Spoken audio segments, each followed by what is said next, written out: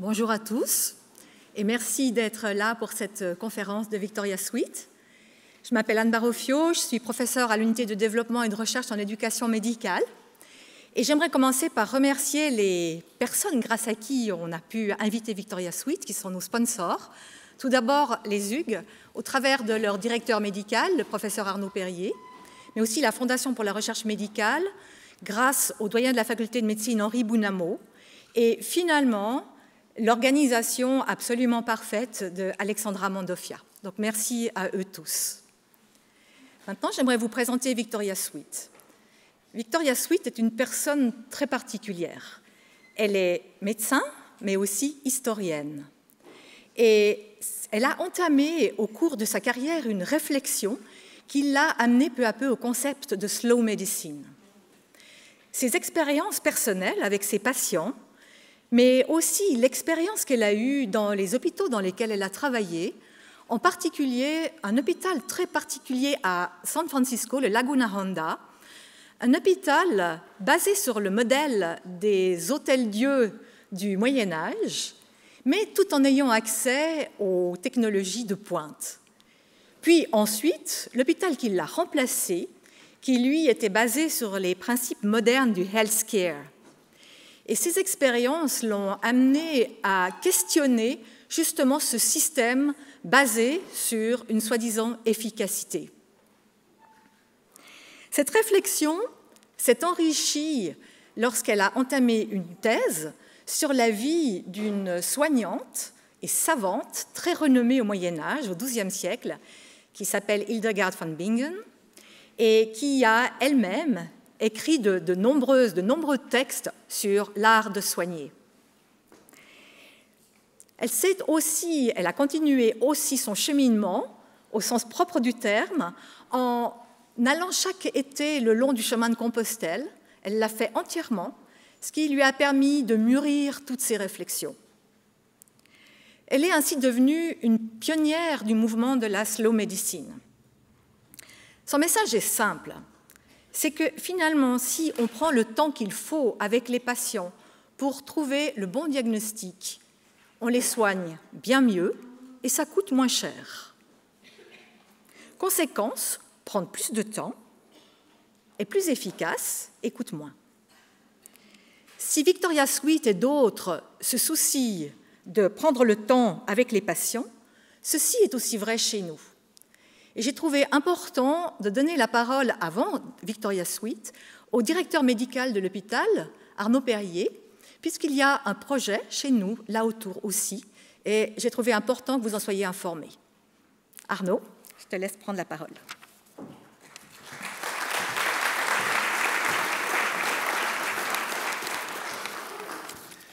Merci beaucoup Anne, bonsoir. Je vous rassure, je serai très bref, ce n'est pas moi que vous êtes venu entendre, mais c'est vrai que c'est un très grand plaisir et c'est un honneur d'accueillir Victoria Suite en partenariat avec la faculté de médecine de l'Université de Genève, puisque la slow medicine, qu'on pourrait traduire très librement par une médecine qui prend le temps, fait l'objet d'un projet prioritaire dans le cadre du plan stratégique des HUG, et ce projet, nous l'avons baptisé « Plus de temps pour les patients ». L'hôpital moderne, ce n'est un secret pour personne, est sous une pression constante, la pression du temps sur les soignants, sur les patients. Et cette pression, il faut bien le dire, n'est pas toujours liée à des tâches qui sont directement liées à nos missions de soins. Je mentionnerai évidemment le poids toujours plus lourd de ce qu'on appelle la documentation clinique. Et vous savez qu'aujourd'hui, un soignant, un médecin passe beaucoup de temps devant un écran d'ordinateur et malheureusement beaucoup trop de temps avec en plus un clavier. Dans ce contexte, tous risquent d'être frustrés, les patients bien sûr, mais aussi les soignants. La médecine, c'est toujours une interaction, c'est une rencontre humaine entre des personnes et quand on rate ce rendez-vous, les soignants en souffrent aussi. Nous sommes donc en train de repenser au HUG le travail dans les services.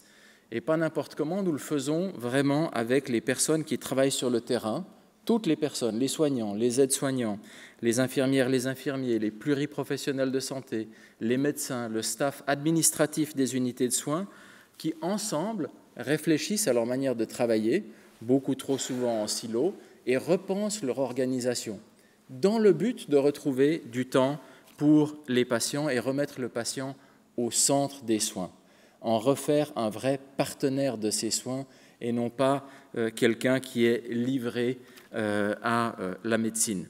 Et très concrètement, ça débouche sur toute une série de modifications que je ne détaillerai pas, mais qui seront peut-être reprises dans la discussion. Bien sûr, réformer le fonctionnement au quotidien d'un hôpital de plus de 1000 lits, c'est un pari très ambitieux et très franchement, nous ne savons pas encore jusqu'où ça va nous mener, ni si nous allons réussir, mais nous y croyons. Alors, c'est très important pour nous de pouvoir bénéficier de la richesse d'expérience et de la réflexion de quelqu'un comme vous, Victoria Sweet, et c'est pour nous un encouragement et une source d'inspiration. Nous nous réjouissons de vous écouter.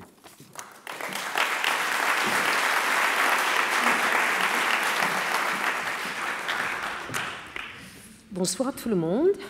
Merci pour ayant invité et être ici. Et moi, je vais vous expliquer ce que j'entends par slow medicine. For the rest, I'll speak in English, but at the end, anybody who wants to ask me questions and comments in French can do so. I'd also especially like to thank Professor Anne Barofio for having, I thought this was on. Yeah, you're not hearing. How's this? Is this better? Ah, interesting. Well, I'll start over again then. I'll just say thank you very much for having me here, and thank you, Anne, for having organized just such a wonderful event this morning and this opportunity to talk about something that I'm really passionate about, and I think Dr. Perrier just explained very well what's going on and where I think we should be headed. What I'd like to do this evening then is to tell you how I came to this idea of slow medicine. Now, can everybody hear me? We're back? Okay, good.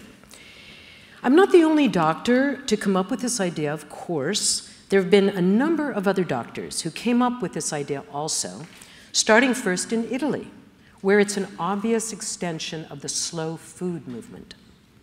But tonight I'll be telling you about my own version of slow medicine.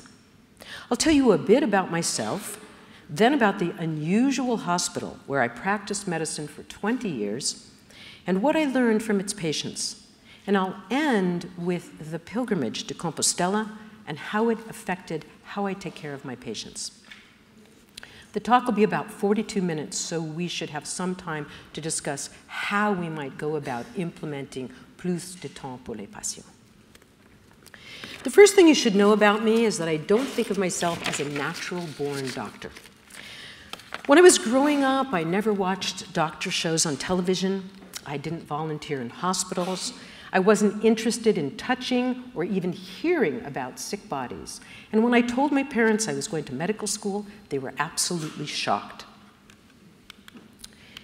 What happened was that in my senior year of college, I got fascinated by the work of the psychiatrist, Carl Jung. I ran into his memoir, Memories, Dreams, and Reflections, by accident in a bookstore, and I loved it. I particularly loved the way he'd set up his life, living by a lake in Switzerland, seeing well-paying neurotic patients in the morning, and studying alchemy and illuminating manuscripts in the afternoon. I thought this was a wonderful way to live your life. And of course, this is the stone house he built for himself on the Lake of Zurich. And that's what I decided I wanted to be when I grew up, a Jungian psychiatrist. And that's how I got to medical school. But I ended up liking medical school a lot more than I thought I would. Especially like the last 2 years, which are clinical years, at least in the States, which is when we finally got to examine our patients and learned how to do the workup. There was the history, which depended on how well I could listen to what a patient said and didn't say. There was the physical examination and how I could figure out what was wrong with the patient, often just by looking at and touching his body. There was deciding which labs and x-rays to get, and then putting everything together in the diagnosis, the treatment, and the plan. I thought it was a brilliant method. I still went into my psychiatric residency, however, but I found it disappointing. The hospital I was in had the only locked ward in our county, And the patients I saw there were not the cultured, articulate patients Jung had. They were severely psychotic, and the psychiatric medicines we gave them worked much better than any talk therapy I tried. So what I did is, after I had my medical license, after that first year of internship, I just quit my residency and went out and practiced medicine. I worked in a county clinic, and whenever there was a war or a rumor of war, I saw patients from that part of the world. We had a new wave of immigrants with a different culture and a different language. In that clinic, I saw just about all the parasites there are. I saw leprosy 3 times, and this was 4 miles from Stanford University. I saw many strange cancers and unusual diseases. Eventually, I decided I liked medicine, and I went back and did the 3 years of a medical residency in internal medicine. On the whole, I found that the longer I practiced medicine, the more impressed I was by its logical method for arriving at a diagnosis and a treatment. But I was also more and more impressed by what it left out, naturally, anything that wasn't logical.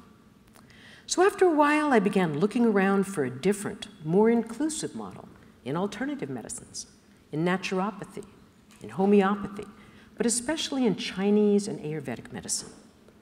They were impressive systems, and for a while, I thought about learning Chinese or Sanskrit so I could really understand them.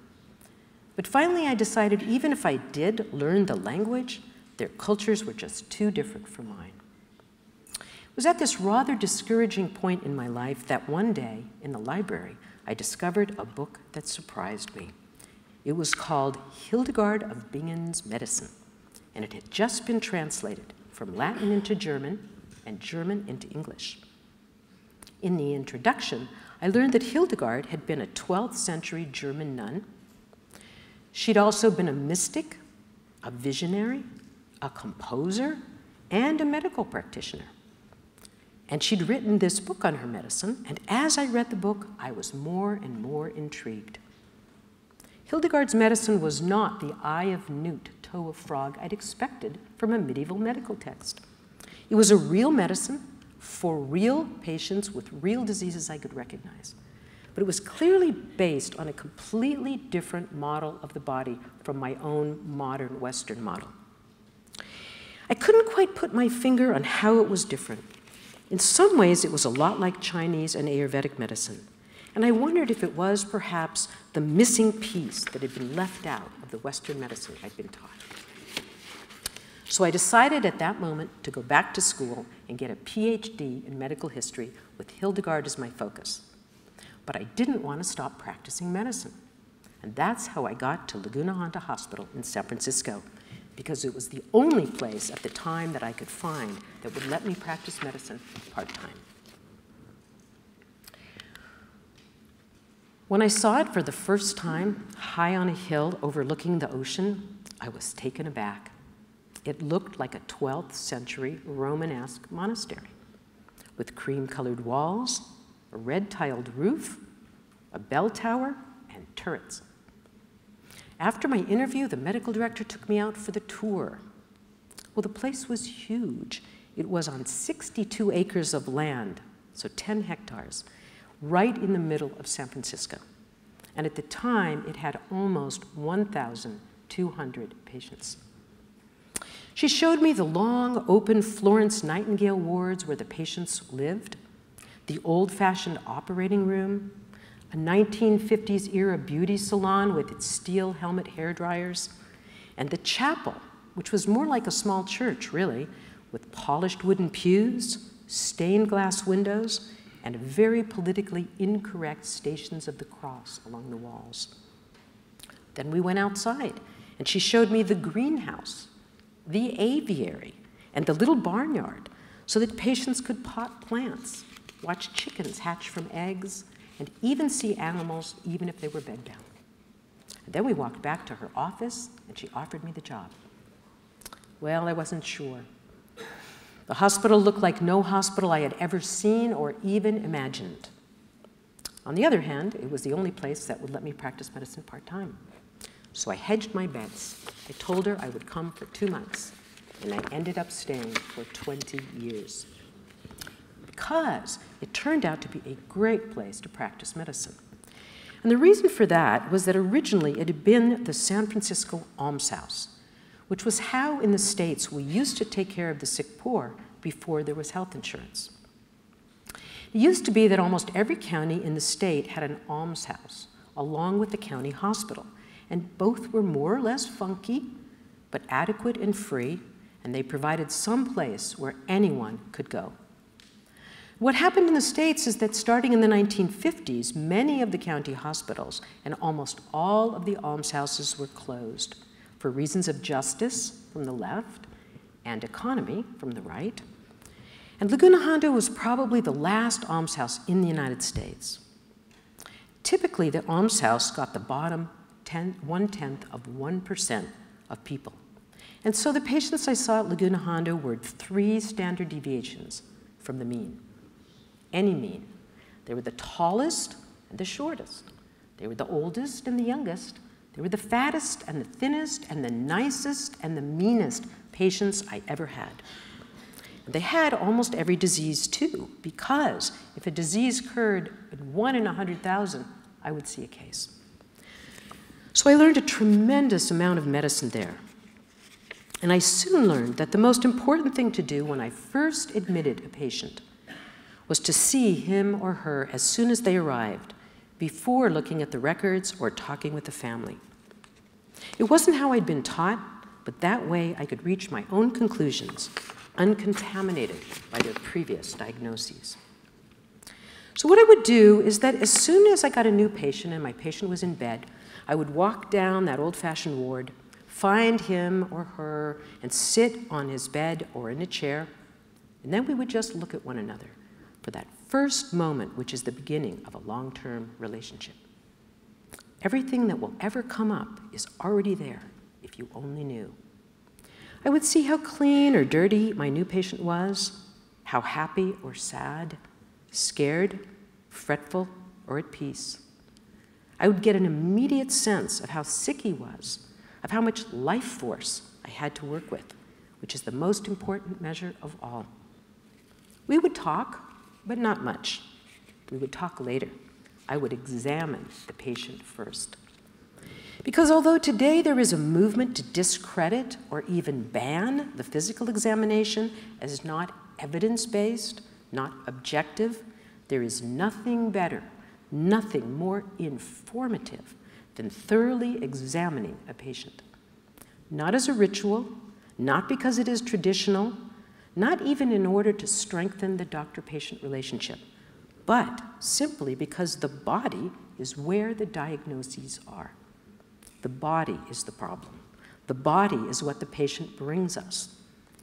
Only after that thorough examination would I go back to my little office and go through the records page by page. I always found discrepancies, discordant diagnoses, multiple medications for the same problem. Then I would talk with the family, call up the previous physicians, and try to establish the real diagnoses, which I would order from most important to least important.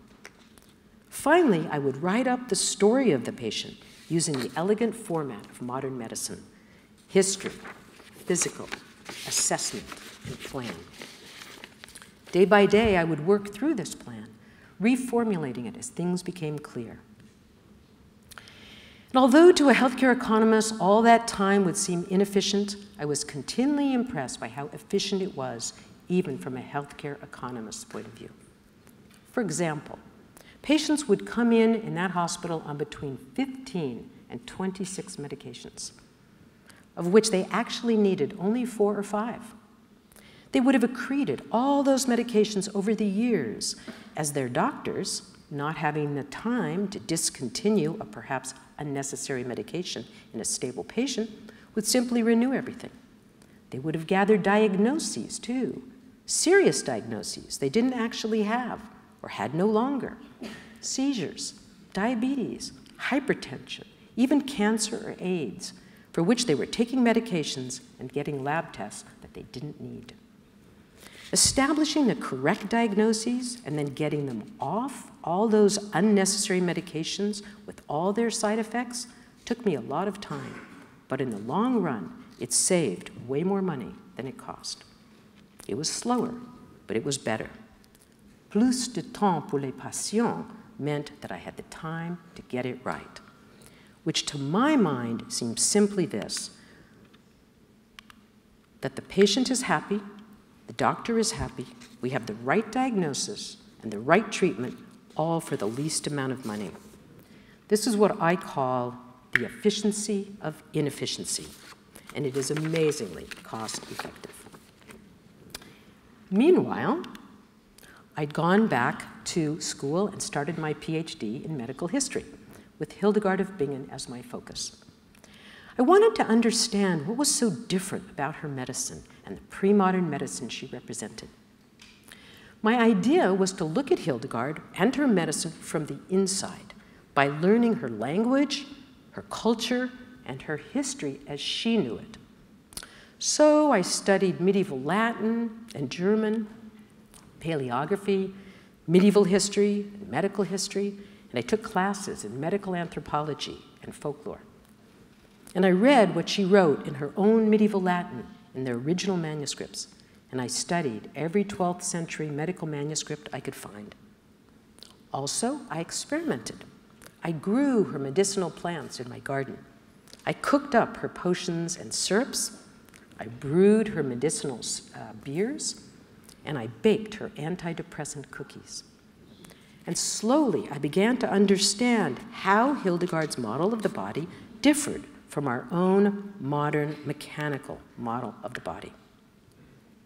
Our modern idea of the body is that the body is fundamentally a machine, or as you can see in this wonderful image by Fritz Kahn from the 1920s, a collection of machines. The brain is a computer, the heart is a pump, the kidney is a filtering device.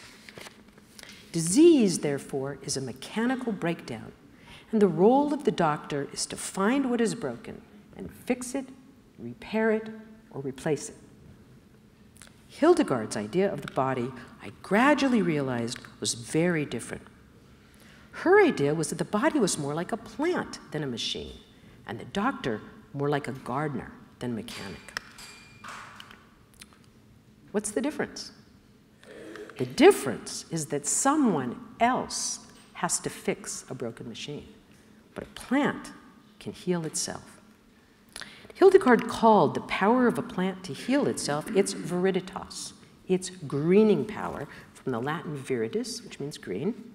And she assumed that the body, just like a plant, had its own viriditas, its own greening power, and that the job of the doctor was to nourish it and remove obstructions to it, just like a gardener does. But I didn't really understand what she really meant until one particular patient I called Terry Becker. Terry was homeless and lived on the streets with her boyfriend Mike, and they smoked and drank and took drugs. And then one day she woke up paralyzed from the neck down. So since the city of San Francisco still had its county, old-fashioned county system, she and Mike went over to the county hospital. She was admitted, and with the miracles of modern medicine, they quickly, in 3 days, diagnosed what she had, which was transverse myelitis, which is a rare viral disease that has no treatment, but usually gets better on its own. So the doc sent her over to Laguna Honda for rest and recuperation, and I happened to become her doctor. And she did get better. Pretty quickly, she began to move her shoulders and be able to light her own cigarettes. Then the first of the month rolled around, which is when in San Francisco, the homeless get their welfare cash from City Hall just by showing up. And Mike showed up with alcohol and drugs, and Terry left with him to get their welfare cash, and she never came back. She disappeared for about a year.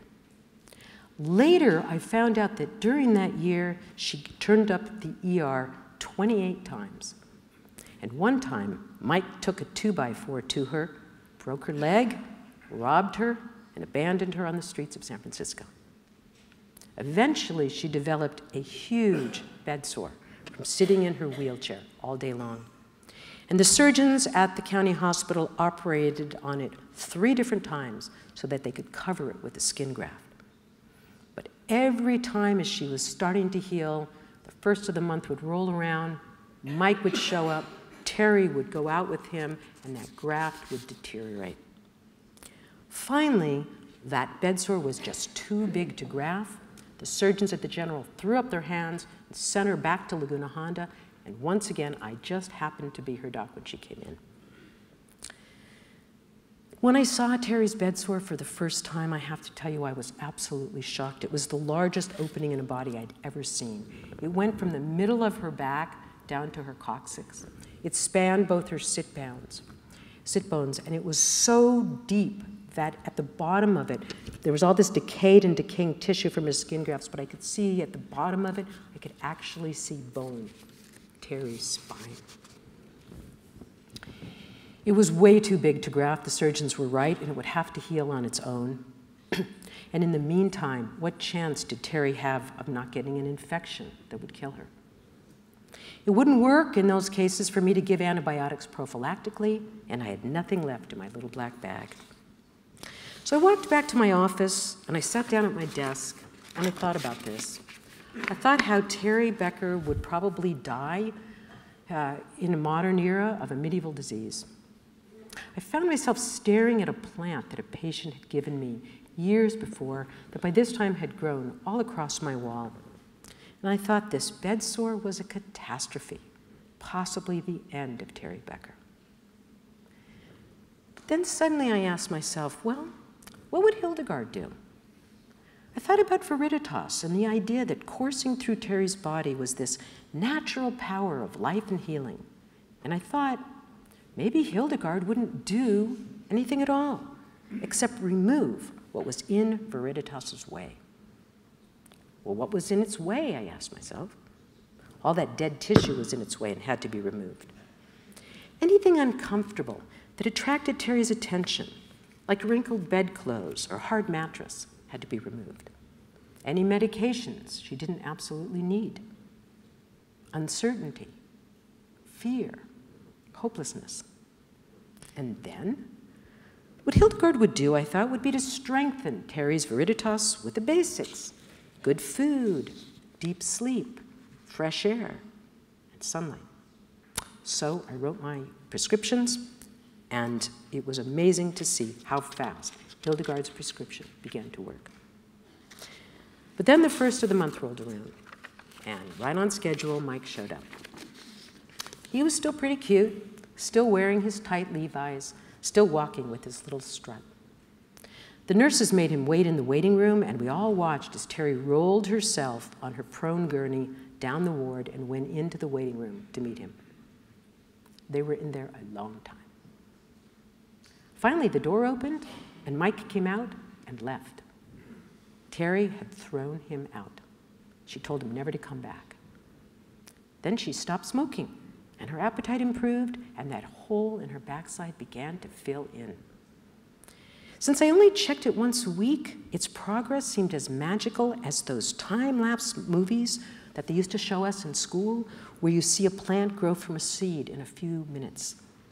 First, the base of it began to glisten, and then I saw muscle appear, and then fat, and then subcutaneous tissue, and all around there was skin crawling in from the sides, so that that hole became shallower and shallower and smaller, until finally it looked just like a huge scab on Terry's back. And then the scab started to flake off, and there was new, perfect Terry Becker skin underneath. It took a long time. It took 2.5 years. But we were in no hurry, and neither was she. And at the end of those years, the social worker found her family in the Midwest who wanted her to live with them, and the hospital bought her a plane ticket and flew her out, and there she stayed and did not go back on the streets and lived for many years. Terry changed the way I practice medicine. After Terry, I began to look at my patient not only with the eye of a modern doctor, asking myself what's wrong and how can I fix it. I also would step back and look at my patient in the context of his environment and ask myself, what can I do to remove what's in the way of viriditas? And what can I do to strengthen it? What I found with my patients at Laguna Honda was that both ways, the way of the mechanic and the way of the gardener, work well when applied to the right patient at the right time. And when I tried to conceptualize for myself what was the difference, I realized that they're different and equally useful in the same way that fast food and slow food are different and equally useful. And that's how I started calling it what I did, slow medicine, like slow food, as opposed to fast medicine.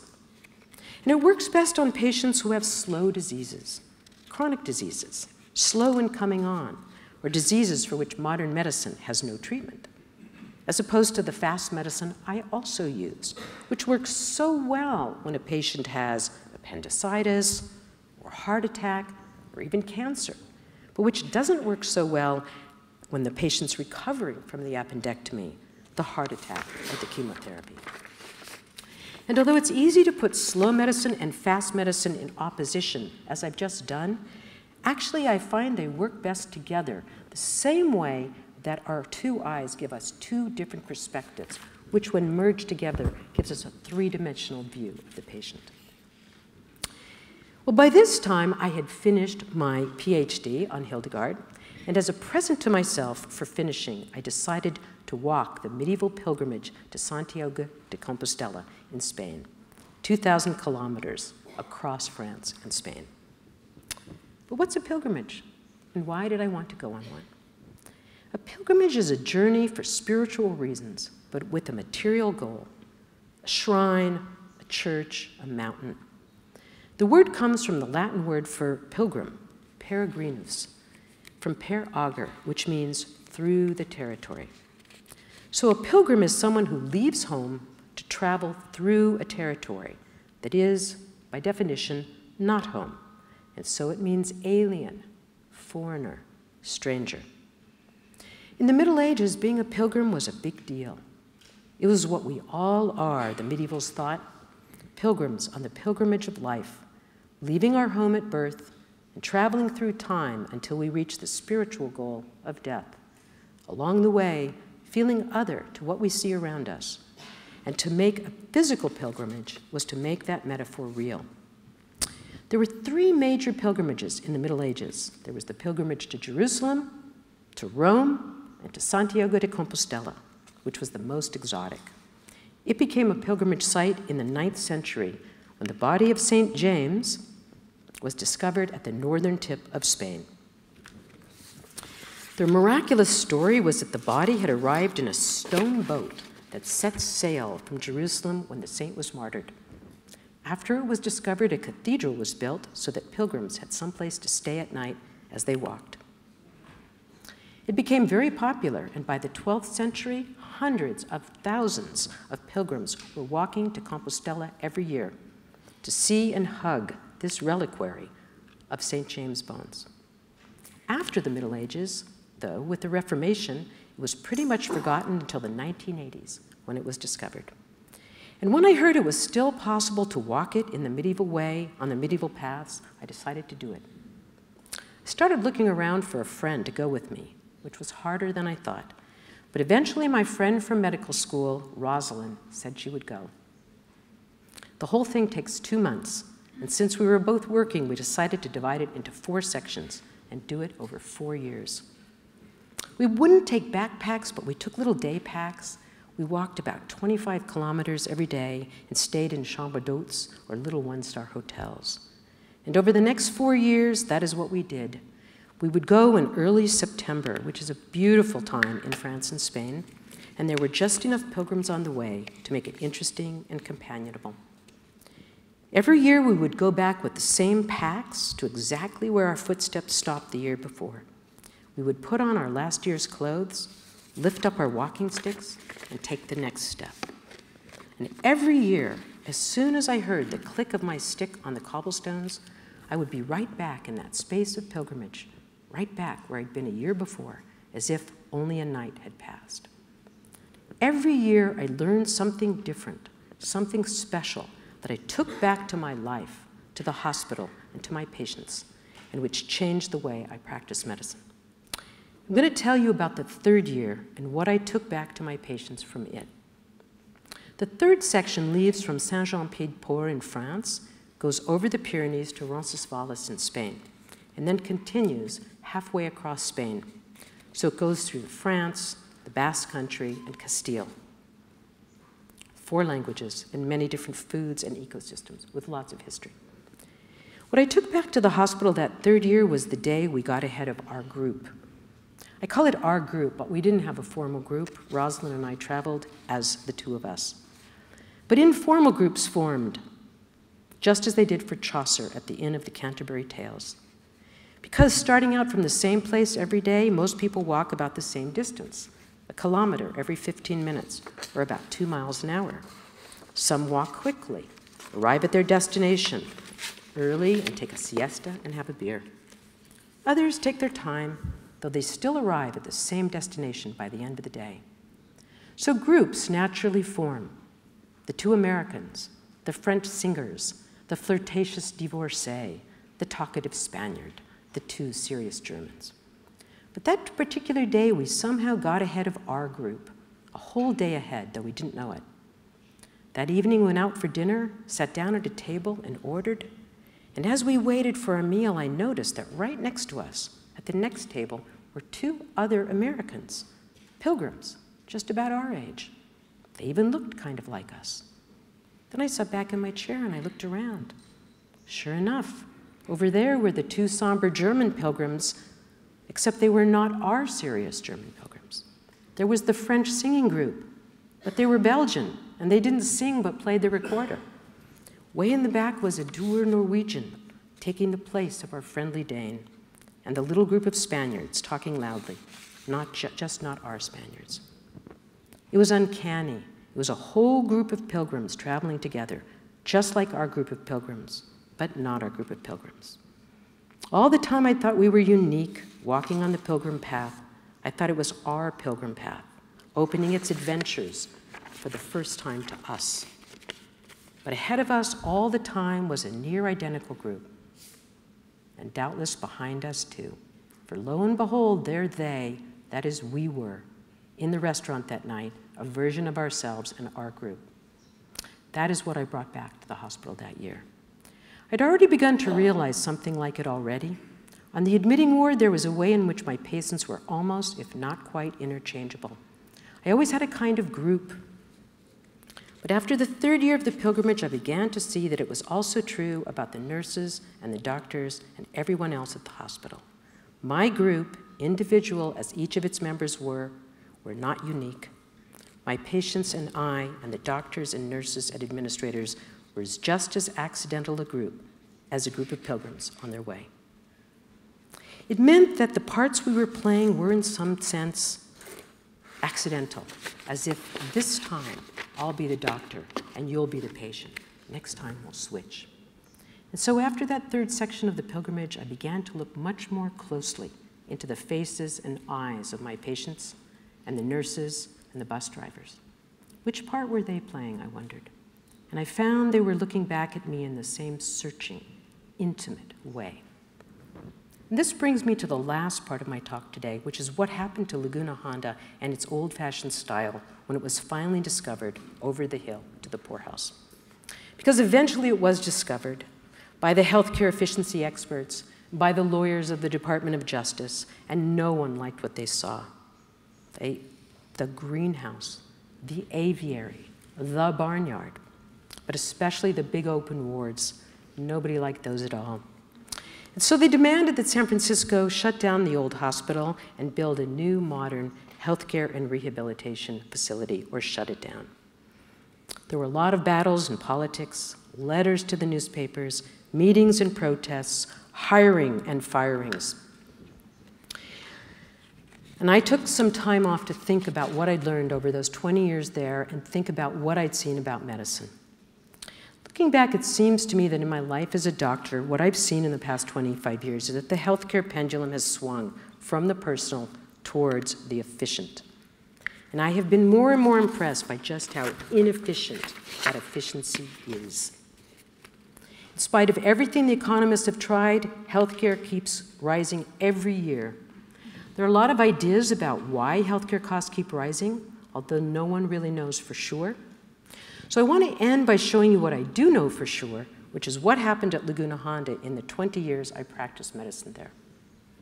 During those 20 years, as a cost-cutting measure, the number of patients we took care of was cut by a third, so from 1,178 to 780. Correspondingly, the number of doctors was cut from 32 to 9. And the clinical staff, it's better here, the clinical staff also was cut from 1,500 to 1,200. And yet, despite all these cuts, our budget rose every year. What accounted for that? The number of administrative staff. Because even though, as you can see, the patients were cut, the doctors were cut, the staff was cut, the total staff, I found out when I looked into it rather carefully, stayed about the same. There were more and more administrators every year. And what did all those administrators do? Well, it's hard to know for sure. But the one thing we had more of at Laguna Honda on the day I left than the day I started were forms. When I first got there, there were 2 single-page forms in our chart. The day before I left, as a memoir, I took out one of our old paper charts and I went through it and I counted randomly how many forms was in that particular chart. There were 43 forms, and none of them were single pages. There were 3-page forms, 5-page forms, 20-page forms. There were so many forms that the charts would explode from the forms, and the medical record staff would have to come and thin the charts, taking out the doctor's notes to make room for the forms. This is the, in order to understand what I'd been seeing, this is the thing I put together at the time. As you can see here, I think this gives you an idea. Here are the patients going down, and the docs going down, and the clinical staff staying about the same, the budget going up, and here are the number of forms. And as you can see, if the same process continues, in 2024, the number of patients at Laguna Honda will hit 0. There'll be 2 docs. There'll be a staff of 1,400. There'll be a budget of $275 million and an infinite number of forms. I call this doing less with more. And it's the same exact thing is happening in the United States in general, and I believe around the world, as you can see from this graph. This is the growth of physicians and administrators in the United States. You can see from 1970 to 2009, the number of docs about doubled along with the population. This is the budget, and this is the number of administrators. It's about 13 times. Correspondingly, just like at Laguna Honda, the number of paperwork, this is just the paperwork in the 10 years has doubled from 300 million hours to 600, almost 700 million hours.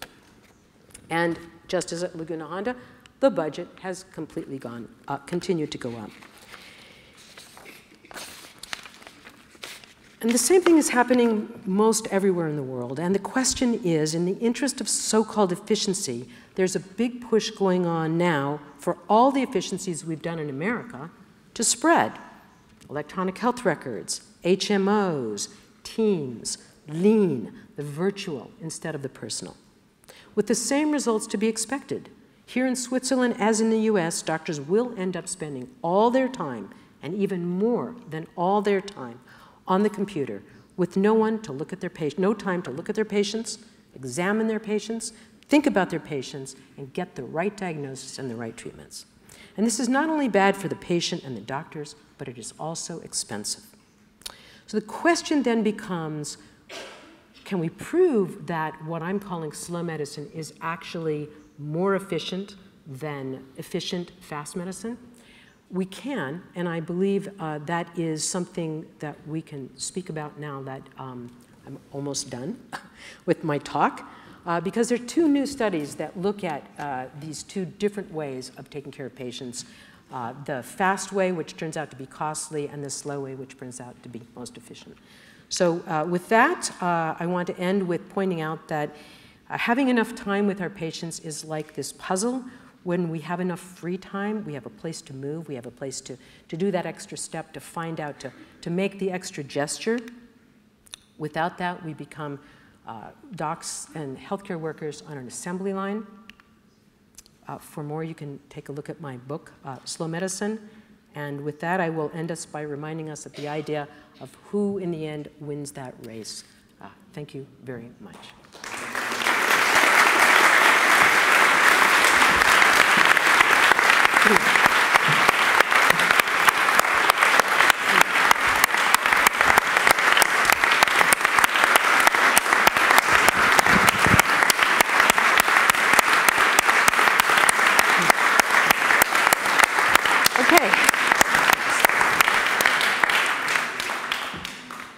Thank you very much, Victoria, for this very important talk. I think you are raising very important things. Thank you. Je retourne au français parce que Victoria comprend très bien le français. Donc on a du temps pour des questions. Vous pouvez les poser en français ou en anglais selon votre préférence. Par contre, elle répondra très certainement en anglais. Donc pour ceux qui ont la traduction simultanée, vous pouvez la utiliser. Il y a des micros qui vont circuler avec les étudiants. Ils sont là. Donc, s'il vous plaît, pouvez-vous lever votre main si vous avez une question? Quelqu'un derrière, s'il vous plaît.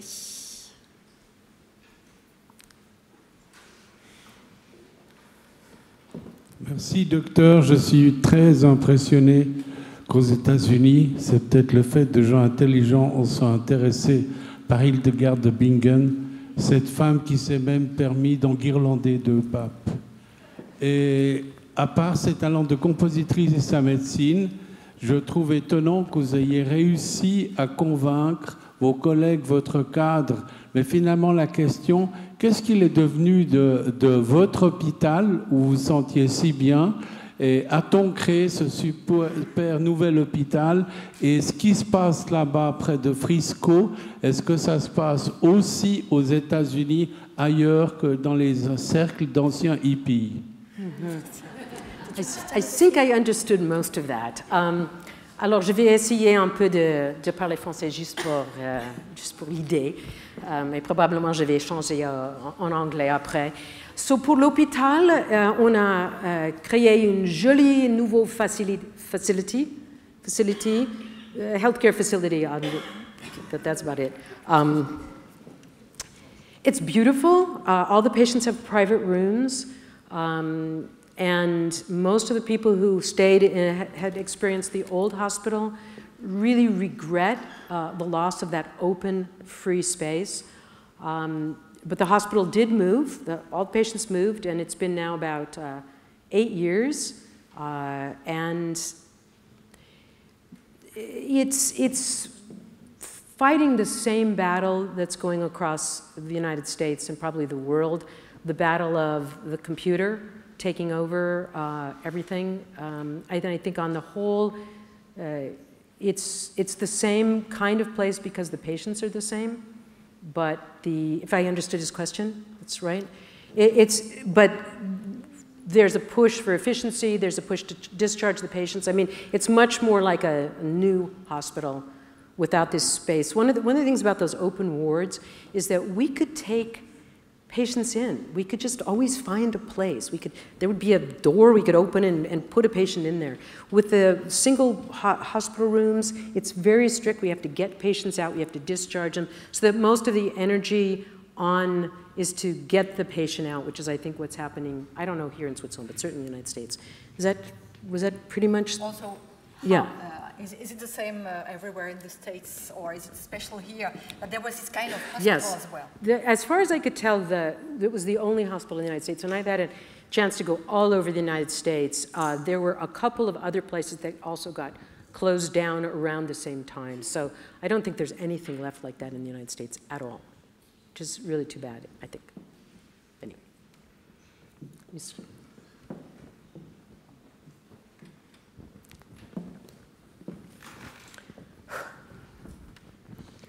I'm a professor in...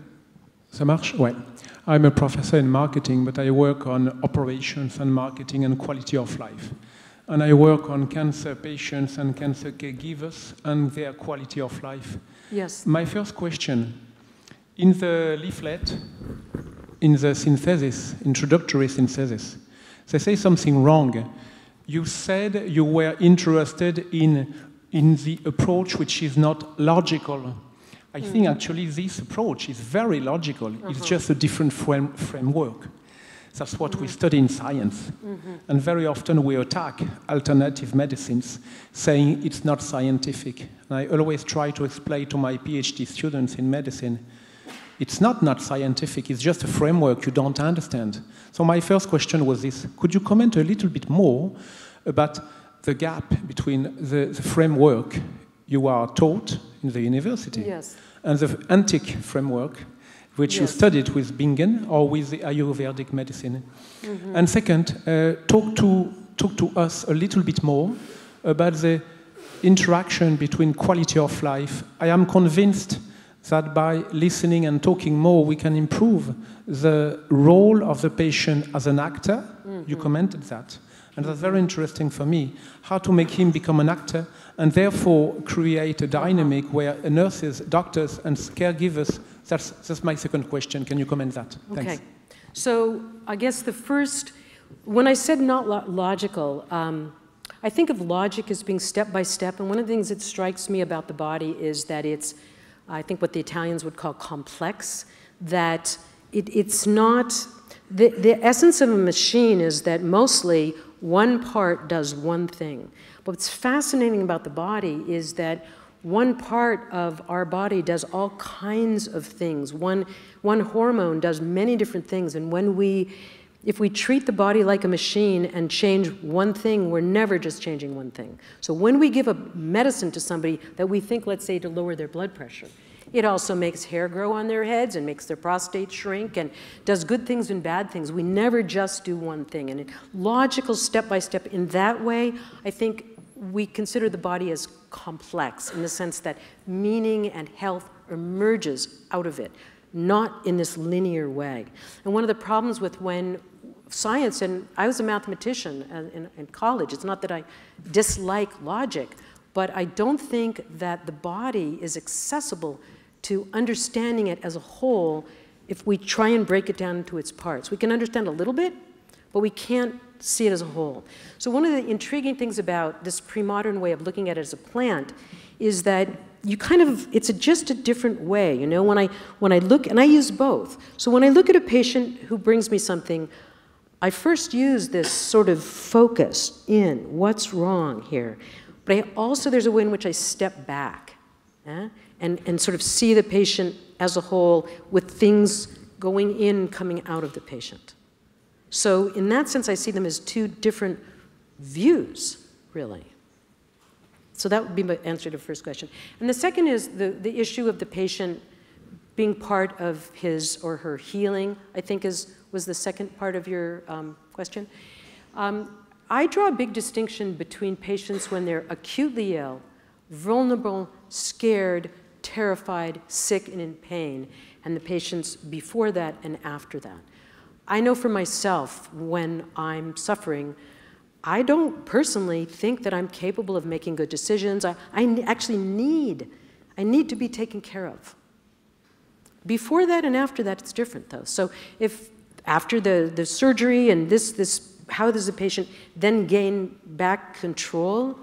I mean, I think that's natural for people to do it. It's almost a sign of healing to me that when a patient starts to take an interest and say, okay, now what can I do? And of course, there's many things that a patient can do in the same way by asking him or herself, well, what's in the way of me feeling good? Because I think this in the way thing, I've gotten really interested in it as a way, because it sort of accepts that our natural state is to feel well. Our natural state is to be happy. And if we're not, to ask what's in the way of that. I just find it a useful way to think. You're welcome.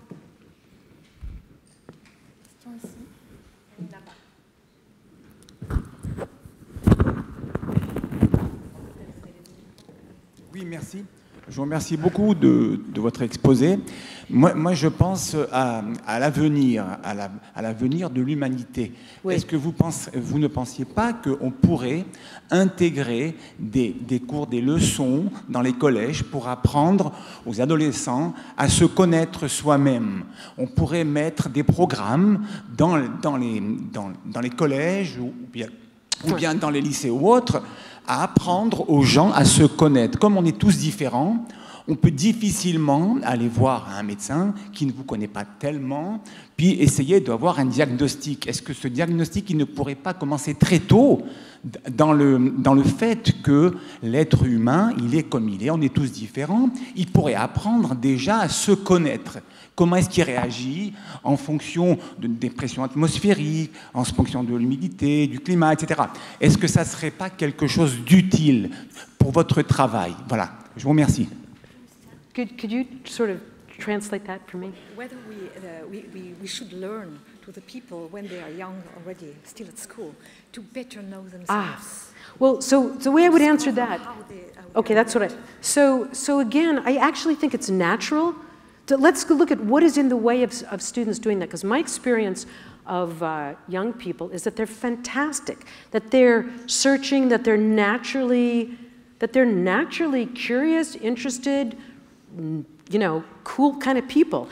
What's in the way of them flourishing? What's in the way of them doing that? And I think it's pretty clear what's in the way these days, right? I mean, you can't do much when you're walking around like this. So part of what I think of as slow is making space, like the little puzzle I showed you. So when I tell my students, I think I actually don't, for instance, think, I try to convince my students that multitasking, do you have that in French? Multitasking is impossible. The mind does not multitask. The mind only does one thing. Now, it may do one thing in fragments. It may listen to music and then do something here and then do something there, but you can only do either 0 things or 1 thing. And I think that it's really useful for the young especially to think about doing nothing. They don't do enough nothing, at least in the United States. And I'm into this concept of taking a vacation every day. Now I'm going to say something heretical. Okay, this is heretical. But there's a way in which I regret the loss of smoking. Now, I was never a smoker, so it's easy for me to say. But what smoking, if you think about it, did was give people who smoked 20 or 30 times a day where they took a vacation. I mean, if you go back to the 50s and the 60s, people would just take their cigarettes, and they'd stop doing what they were doing. They would light up, they'd chit-chat, 30 times a day. And I think one of the things that happened when we've lost this kind of space, this sense that it's a good thing to not listen to music, not do 2 things at once, or even 1 thing once, to do 0. And I point out to my students that the word vacation is related to the word vacuum, is related to the word vacate and vacant. It means to make space. And for myself personally, it's when I've made space that something new comes in to fill up space up and not something old. So what I try to convince the students back to is not to teach them something else, but to let them clear some space in their life for there's something else to come to them. There is a question. Hi, hello. Thank you for your brilliant talk. I'm an intern here in internal medicine. I'm here. Ah, there you are. So one of the aphorisms of Sir William Mosley was, listen to the patient will whisper you the diagnosis. However, the patient has become an icon in a computer right now. And my question is, computers are here, technology or new technologies have their pluses. What is, in your opinion, how can we put them at service of slow medicine? Could you say it again? How can we use technology? How can we use technology? Electronic health records, yes, and to put them at service of the concept of slow medicine? Well, at the moment, again, back to removing what's in the way the electronic health records are actually constructed are way in the way of us getting at what we need to get at. So I think we could start with reconstructing the electronic health records. I think the electronic health records could be helpful if they had all the value of paper records.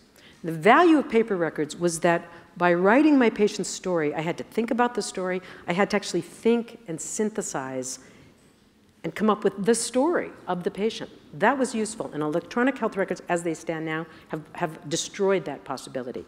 So I think they need to be fixed. I think if they were fixed, what would be useful about them, the horrible thing with paper records was that the patient would be in the hospital, I could never tell what had happened. If my patient in America would come to France and something, had no way. So this interoperability that electronic provides would be wonderful.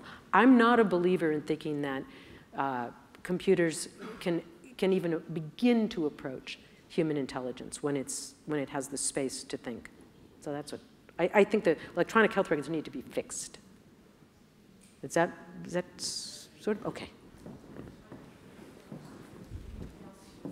Voilà, merci beaucoup. C'est vrai que c'était agréable comme un moment au jardin ou une promenade à travers la nature. Et merci. Cela dit, il y a une question qu'on n'aborde jamais. Merci aussi aux médecins d'ici qui ont organisé cet événement. Mais c'est le fait que la science médicale aujourd'hui est pour l'essentiel fallacieuse. C'est-à-dire qu'elle est erronée pour des raisons épistémologiques. Les rédacteurs en chef des principales revues médicales le disent. L'Université d'Oxford s'est attelée à la tâche en disant mais on ne peut pas aller de l'avant avec des études qui sont aussi fausses.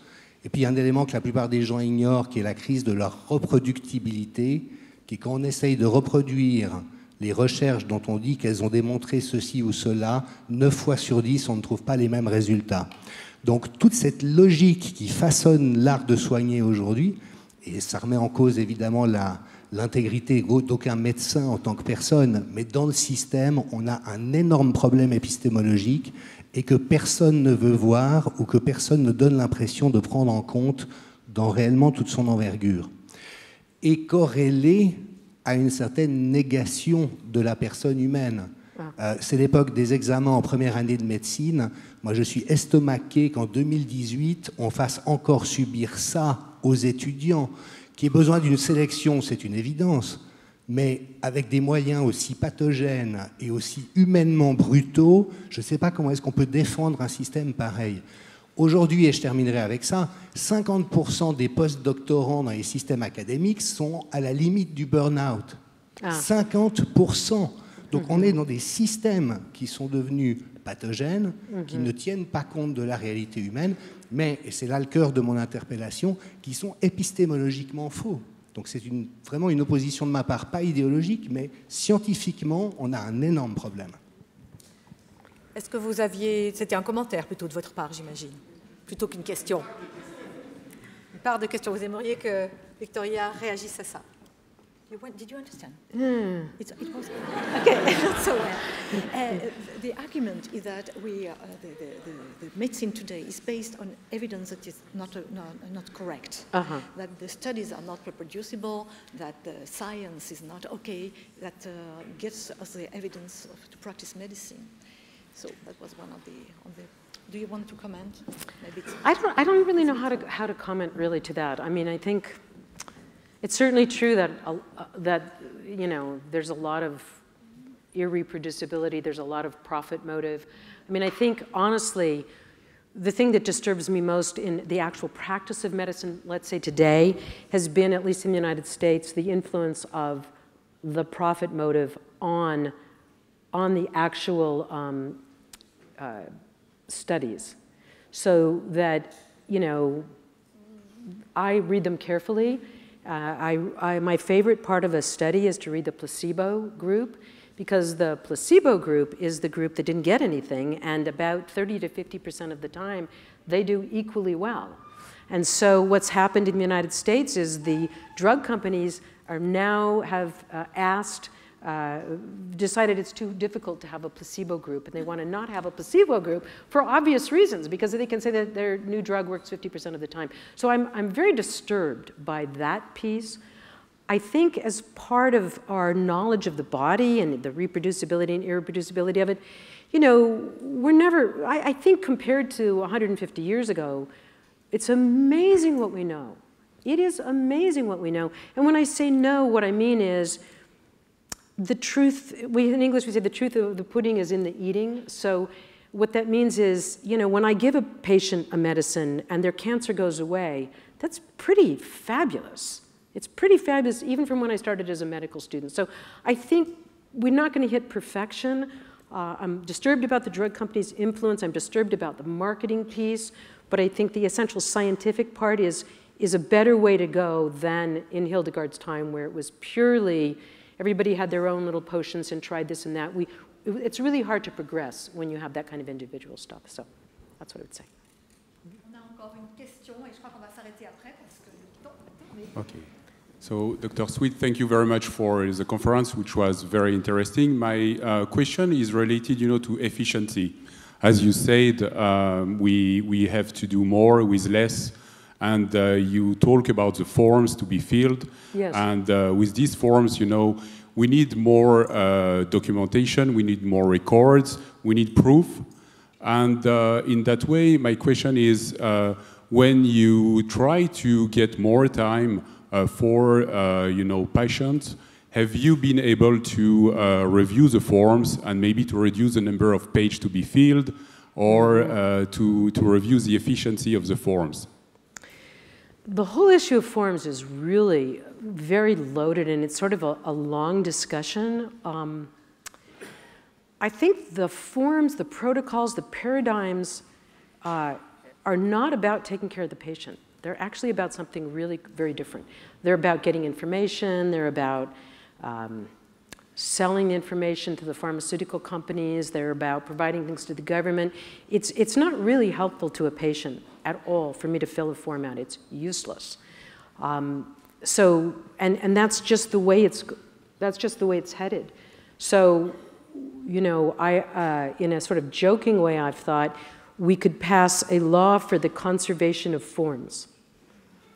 That right now we could decide, what, we have enough forms to last the rest of our existence in our hospital. Okay? We're not going to have any more forms. If an administrator comes up with a new form, they have to find an old form of equal length to get rid of before they can have a new form.